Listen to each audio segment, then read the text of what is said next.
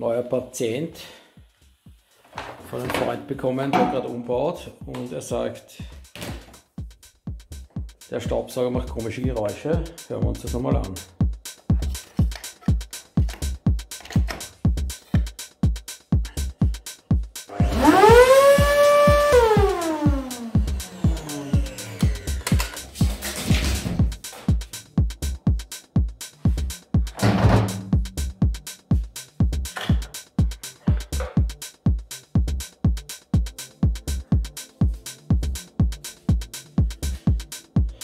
Ja, der Filter ist etwas verstopft.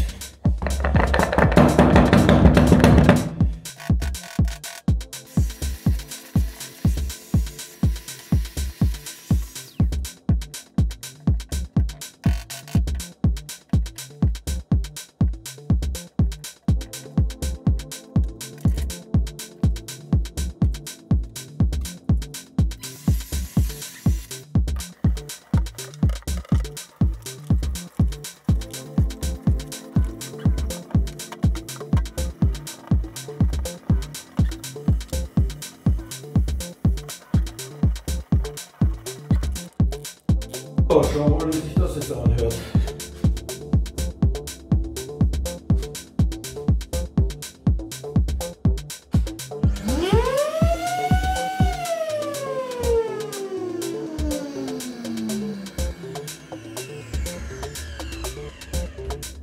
Ja, nicht so gut.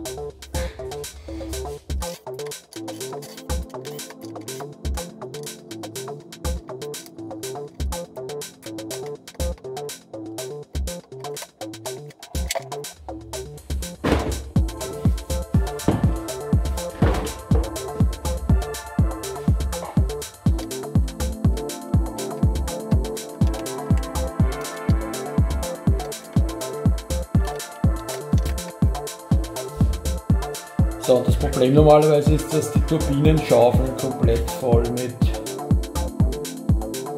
Staub sind.